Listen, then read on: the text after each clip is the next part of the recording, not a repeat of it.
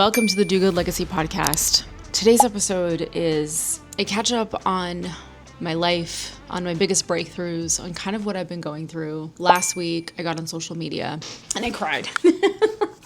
The truth is that I cry more often than I'd like to admit, but I'm a crier. Like, I've always been a crier. I'm super emotional. I feel things at my core. But a lot has come through in the last couple of days, and I want to share something with you guys because I hope that whoever's listening to this can relate. And if you're struggling, I hope that this helps. I hope that this helps because you're not alone, and I think there's something to be said about not being alone. And I also want to give you guys an update on all the things that have been going on behind the scenes that you don't see, because the truth is that it has not been easy. It really hasn't. Shall we begin? All right, let's do it. I'm back in Miami after a month and a half of travel. Europe was absolutely amazing.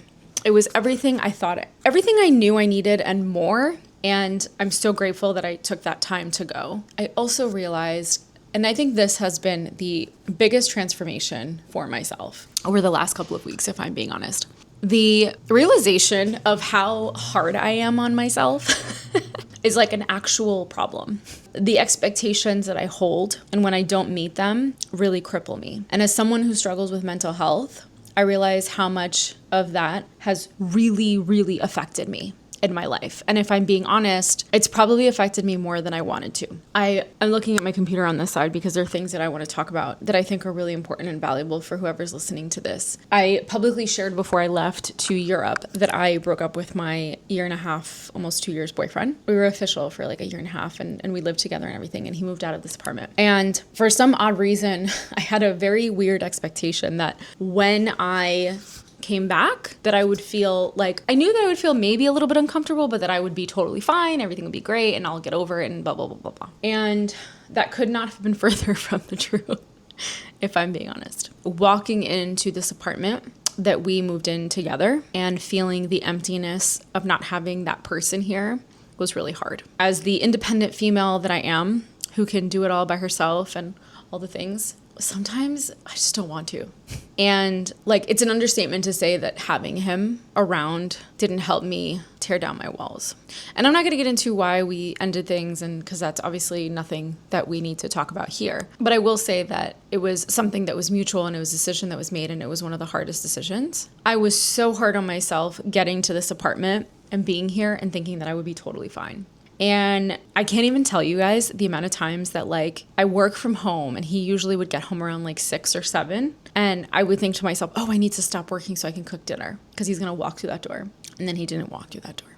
And there's still so much love and appreciation for this man. And realizing how much that relationship truly meant to me has been such an eye opener for me. Again, as someone who's such a go-getter and independent, and I think so many women feel this, especially if you are hyper independent or you're a business owner, you work for yourself, there's like this facade on social media where if I tell you that I depend on a man, it's like not good enough for people. Like, our society is so fucked when it comes to that. Like, if I tell you that I spend time with my family and I chill and I take days off, it's like, oh, she can't run a business or she's not successful enough. There's like this weird stigma around it. And the truth is that like I get more views knowing that I'm single. Yes, my content did great when my ex Henry was in stories and all the things, but they did even better when I broke up. It's just like, wow, we love misery. And I obviously know that, you guys listening, my followers and people that are, true fans and have been around for a really long time. Like, obviously I know that's not what the intentional purpose is, right? Like, I know that you guys all want to see me happy, or at least I hope so. But really coming to terms with the fact this relationship was a big, big part of my story. And there were parts of it that I loved so much and that I hope to take with me in the next relationship, right? But also coming to terms with the fact that I have so much more to heal. And I don't know who I think I am sometimes. And I have these expectations for myself that are kind of impossible. And so coming to terms with that has been a big, big slap in the face. Shout out to my friends, you know who you are, who have stayed up with me and crying and talked me through all this emotional upheaval that I've had. Well, on top of all of this, because, I'm an overachiever. If there's anything about me, if you're listening to this, is that at this point, it's definitely the way my brain works. Like, being that I have like ADHD, it's like all or nothing. It's either nothing at all or everything at once. And I realized that like it served me, and then sometimes it really doesn't. And I think I need to have better expectations for myself and not be so hard on myself. I am so hard on myself, you guys. You guys have no idea. So, all this is happening. I'm traveling Europe, working, running a business. We are in the process behind the scenes of scaling the capacity of the business. So we're in the point of the business where I'm making, $30,000 months. We're bringing in 3 to 5 new students a month. And inside my signature program, the STI Accelerator, this is my baby. I love this program. Anybody who's in there and listening to this has seen so much success in there. They love this. This program just runs so well, and I'm so proud of it. And I love the way I built it. It's a group program. And by the way, if you're interested in learning how or what I teach in there, I have a free training that teaches you how to do that. You can go ahead and shoot me a message on Instagram and DM me the word training, and you will get that free training where I literally walk you through what we do inside the STA and how you can utilize it in your business, right? While we're at the stage of the business where I realize that I want to bring in more clients and serve more people, we're at the capacity where I cannot. Like, I literally have no time on my calendar. My calendar's super booked. And I've been here before, right? And so when I've come to this point where I realize, wow, I'm the bottleneck in every single area of my life. In the past, I've panicked and freaked out. And this time I was like, okay, that only tells me that I need to look at the structures and the foundations of what I built. So we look at everybody inside the team, and I have a lean, small team of 5 people. And what is everybody's job description? What is everybody doing? What is everybody's deliverables? Are things being done? How are we moving the needle, right? What are the standards of my company and my brand? And so doing all of that really doesn't happen overnight. It does take a couple of days, I would say 2 or 3 weeks to restructure that. And then realizing that based on the fact that I am the bottleneck of the business, I really do need to look at, okay, how do I scale this program? And so we went ahead and we hired our first success manager, and I'm so happy about it. She's actually a former student of mine. She was in my mastermind, and that was so beautiful because I can already tell you she's been with us for a little bit over a month, and the weight has just been lifted off my shoulders. We're seeing so much engagement in the community. My clients are super happy. So it was honestly a really great decision. And onboarding her and bringing her on, always hiring someone is a lot of work internally. And so here I am traveling Europe, running the business, bringing on somebody, restructuring the business, organizing things, working with clients, upselling, downselling, continuing to grow the pipeline, right? We had a projection for a high September, and unfortunately that was not the case. And on top of that, I decide to put on my very first live in-person event. Now, I have done events before, but they've come from my mastermind. So the only way that you can be in a room with me was if you joined my high ticket container and we did either a retreat or whatever. So this is the first time that I've actually sold tickets to an event with me, and I've invited speakers to get on these stages. And can I tell you, the amount of self-sabotage that your girl has seen is unbelievable. It's so interesting to me when somebody tells me, oh my God, Jen, you're killing it. Your content is great. And I appreciate those messages so much, because from where I sit, the standard of what I see, I could be doing so much better. I could always be doing better. But here I am wanting to run my first event, and I have these expectations for myself. And also knowing that I have been to hundreds of events. I have spoken on stages. I have attended. I know how much work it takes to put these events together. They take months. And here I am 2 months before I'm going to run this event, 50-person event. Your girl is losing her marbles. I am so excited about this event, you guys, because while I've done very little promotion, behind the scenes, we've already sold out about 80%. We have about 12 tickets left. We have 5 VIP tickets left. The speakers are all confirmed and announced, and I'm so excited to share with you all the speakers. I'm thrilled to have these speakers and honored that they were like, yes, let's do it. We want to support you. And the fact that I've barely promoted it and I already have 80% of the tickets sold. Here we are. Your girl was losing her shit because I realized how much of the self-sabotage I have getting to that next level, up-leveling my content, my business, my team, having a certain standard, not being such a people pleaser. It all comes with that next version of who I want to become. And the interesting part is this is the second time I've been here. I remember being at this place in my business in 2020 and 2023 and totally fucking it up.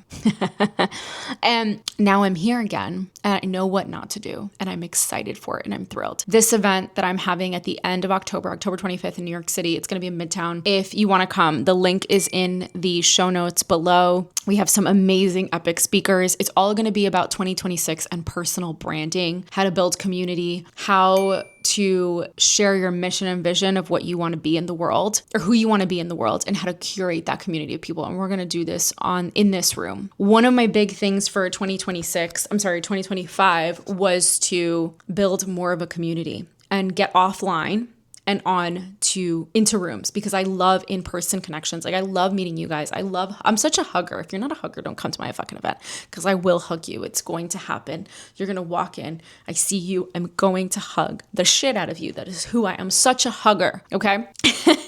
Don't get scared. If you're not a hugger, it's fine. You can still come. Just tell me like, Jen, don't hug me. But I'm such a hugger. And one of my goals this year was to get on my own stage and speak on my own stage. So this is why I put this event together. This is why I said, fuck it, we're going to do this, even if we're 2 months out, right? But when push comes to shove and we're down to the wire and there's so much little nitty gritty things left, I'm like, oh my God, my head is about to explode. And I also understand that I'm probably making it bigger than what it needs to be. It doesn't need to be that big of a deal because it is a small, intimate room. We're about 50 people in there and I'm very, very excited. We have VIP tickets, which is a speaker dinner the night before the event. And then the actual day of the event is the 25th from 9 a.m. to 5 p.m. Again, we have some epic speakers. You want information, the link is in the show notes. Also head over to my social media channels because by the time we share this, I will be announcing all of the speakers and all of the things. And I'm just very excited about this event. Now, the goal with this event is that we create that community. I bring people together and I kind of test the waters in full transparency. Like, could I do this? Could I do this at a bigger scale? Like I would love to do this in 2026. After this event, my goal is to kind of clean up and tighten, dot my I's, cross my T's with my business, really focus on content, what I'm delivering here, get back up on my YouTube channel and start writing again. I miss writing so much. I have a phenomenal idea for my book and I cannot wait to share it with you guys. So 2026 will be a lot of book writing, potentially book launch, fingers crossed, and these in-person events. Maybe, we'll see. Definitely New York and Miami would be the 2 places that I would do this if we're going to do it. All of that requires a version of me that I've actually never met. And while in theory, I can see her and I see a vision of her in practice, that version of her doesn't actually exist yet, if I'm being honest. And I think seeing how much I've self-sabotaged myself, seeing how much I have stopped myself from doing the thing that it needs to get done. And I know everybody goes through this and doing it anyways, like, y'all, I'm fucking scared to do this. I'm so scared to do this. And then I think back to like all the things I've done and I like laugh at myself. I'm like, Jen, you did a TED Talk. You've spoken on international stages. You've spoken in you've made hundreds and thousands of dollars. And then I think of like the thing that that changed my entire life, right? Like the bravery that I had after my brother died and quitting my corporate job to travel the world with clean water filters, to build this brand that I have today. And I think to myself, I used to pray for this. Like I literally used to pray for building this community, having a room of speakers and my community. This is the life I get to live and I'm overwhelmed by it. Like, how grateful am I? And that's kind of where it stops me in my tracks of like, holy shit. And I think of all the times where I've like figured it out. So that brings me to a story that I want to share with you guys. My clients, I've heard this story, but I've never publicly shared the story. And I think it's a good story to share because in times of doubt, and I've literally always figured it out. I remind myself, actually, you've literally always figured it out. When I was backpacking, so late 2015, I'm in Bali. Been backpacking for 2.5 months through Southeast Asia alone. I'm in Bali with a group of girlfriends. We went surfing. I had a flight out. I remember it was like a Tuesday and a flight out that Thursday or Friday to, where was I going? Oh yeah, I was going back to Thailand. And I don't know why I was going back to Thailand. I think it was like the cheapest flight at the time. And I was like, you know what? I don't want to go. And it just so happened that in that moment, my flight was actually canceled because I was in Uluwatu. And if you go to Bali, if you've ever been to Bali, there's a ton of volcanoes around the island. So when they're like they're about to disrupt or like erupt. When they're about to erupt, they don't let any planes fly in and out. So my flight was canceled and I was sitting with a bunch of friends and I was like, I don't want to go to Thailand. I don't need to go. I already came from Thailand. I'm like, I really want to go to Australia. I've always wanted to go to Australia. My brother and I, we were kids. I remember telling my mom I wanted to learn to surf and that I wanted to go to Australia to learn to surf. And she said I was fucking crazy, that I wasn't going to learn to surf. I was going to be no Kelly Slater, to calm down, because I was from New Jersey, from literally Cliffside, West New York, New Jersey. Like, it's like, what was I going to surf, the Hudson River? And so literally this is what she said to me. So I was like, my dreams of being a surfer were dead right there. It's just not happening. My parents were the kind of parents that told me I could do anything I wanted to set my mind to. And I'm forever grateful for that because that's instilled in me delusionally. But when it came to surfing, they were like, no, you could do anything but that. So, and my brother wanted to be He wanted to be a veterinarian, but he really loved the ocean and he wanted to study the water. He wanted to be a marine biologist. And so we had said we were going to do, there was like a course, a Discovery Channel course program that like you can send your kids to the summer. And I don't know if this exists anymore, to Australia. So we always wanted to go. So here I am in Bali, 6-hour flight from Australia. And I was like, when am I ever going to be here again? Like, I'm going to fucking go. So I flipped a coin, a quarter. This was the determining factor. Heads, I go to Australia. Tails, I go back home to New Jersey, which, by the way, you guys, I only had about $500 in my bank account at this point. No credit card debt, just $500. I flipped a quarter. Heads, I go to Australia. Tails, I go back to New York, Jersey. Best out of 3. Sure enough, all of it went straight to Australia. It was literally, I think all of it was all 3 were heads. And I was like, okay. So I changed my flight and I went to Australia. I didn't even end up leaving. My flight kept getting canceled because of the volcano. So I ended up leaving like a week and a half later. So I land in Australia. I have about $500 in my bank account. I don't have a lot of money left. I paid for my visa, all of these things. Oh, actually, yeah, I had like $500 in my bank account, whatever. I land in Australia. The night that I land in Australia, there's a typhoon. And so there's a massive rainstorm in Sydney. And I had booked an Airbnb. Now, to give you guys some context, here I am backpacking through Southeast Asia, staying in hostels and freaking cubbies, okay? Like Southeast Asia, like I have paid my dues, okay? We like luxury now because we like luxury now, but your girl has literally slept in cubbies, okay, in hostels. Great experiences, by the way. Encourage anybody in their 20s to do this. So here I am. I rent an Airbnb for 2 nights because that's all I could afford. And it's pouring rain. It was a Saturday night. I'll never forget. I get into my apartment. I take a shower. All I could afford was a bottle of wine, bread, and pasta. So I made myself pasta so I can have bread in the morning. I made myself pasta.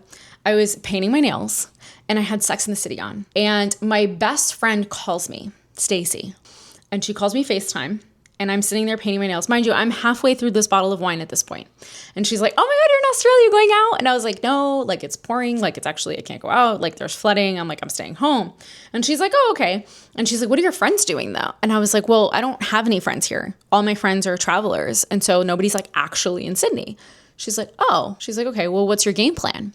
Now, to give you, I love Stacy. If Stacy, if you're listening to this, I love you. If Stacy is a type A game plan for everything. So she says, what's your game plan? And I said, I don't know. And she said, what do you mean you don't know? And I said, I don't know. I'm like, I'm just going to give it a week or 2. And she was like, wait a minute. Let me get this straight. You have about $400 in your bank account at this point. You have no job. You're only in this Airbnb for 2 days and you have no friends or family and you're halfway around the world. And she says this to me on FaceTime and I shit you not. I literally started crying and I was like, oh my God, what have I done? Oh, I literally have like a meltdown and panic. She's like, no, if anybody could figure it out, it's you. Oh my God. And I'm like, and she's like, you're going to be fine. You're going to be fine. And I'm like hysterically crying. I'm like, you're right. I'm going to be fine. Things are fine. I hang up the phone with her. I continue to cry. And I realized that, Jennifer, you're halfway through this bottle. Whatever you need to accomplish or do is not going to happen at 11 o'clock at night because any job that you get past 11 o'clock at night clearly is not going to be to your moral standard. So I was like, okay, let's go to bed and let's wake up tomorrow and conquer the world. Literally said that to myself. So I brushed my teeth, I washed my face, I put myself to sleep. The next morning I woke up at 8 o'clock. I headed to the nearest coffee shop. All I paid for, because I didn't have a lot of money, was coffee. I sat down, I connected to Wi-Fi, and I reached out to every single person that I knew in Sydney, Australia that was from Sydney. And I was like, I need a job. I can do social media management. Because I had a social media management business while I was, traveling as a blogger and creating content for brands and all those things. One of my friends that I sent a ton of emails, I responded to a ton of brand conversations and got some brand deals, but we're talking, this is early 2015. So brand deals were far and few in between. Wasn't making a lot of money off of it, but I landed a few $100-$200 deals. I was like, great, this is amazing. Like this could feed me for a week. Cool. By the way, side note, I looked great in 2015. I was so skinny. I'm kidding. So anyways, here I am at this coffee shop from 8 o'clock in the morning to 1 o'clock in the afternoon. I go to the supermarket. I pick up some cheese. I pick up some food. I make myself lunch and dinner. By that afternoon, I had a friend of mine that had reached out to me and was like, I'm going to connect you with someone who's actually looking for a social media manager. And I was like, great. I was supposed to be out of my apartment or out of that Airbnb Monday morning. So here we are Sunday night. I email this woman and she gets back to me right away. And she's like, yeah, why don't we touch base Tuesday morning? Why don't you come have lunch with me at this location? It was like some fancy place in the middle of Sydney, in the city. And I was staying in Paddington. I'll never forget it because I love Paddington. And so that night I booked another Airbnb for Monday, and I booked it for the whole week. You guys are gonna die when I tell you this entire story. So booked the Airbnb for the whole week. Now at this point, I'm like maybe $300 left in my bank account, and I'm like, I sat down with myself and I wrote down a piece of paper that I have to make a deal. That if I do not have a job or place to live by the end of this week, that I was gonna go back to New York. Call it is.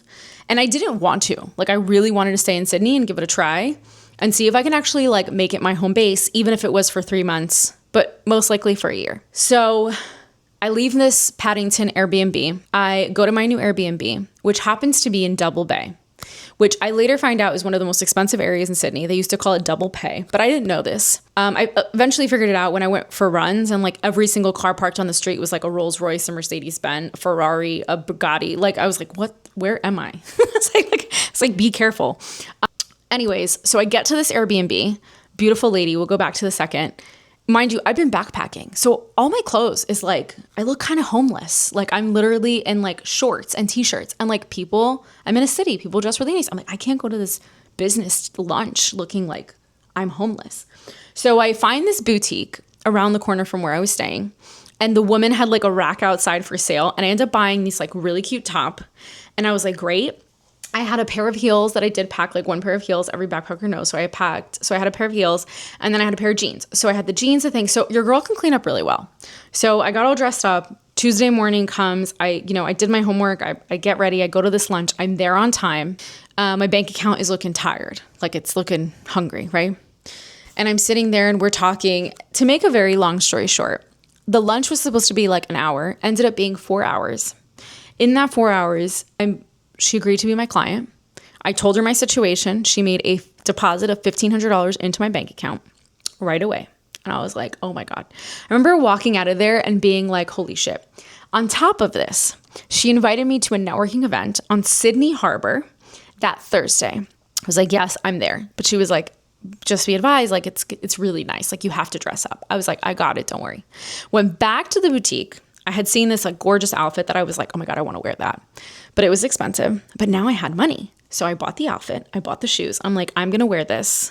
I'm going to wear this more than once, right? Expensive being, I think it was like $170. But you have to remember, your girl's on a budget here, okay? So I'm through the roof. I go food shopping. I buy myself dinner. I go home. I cook.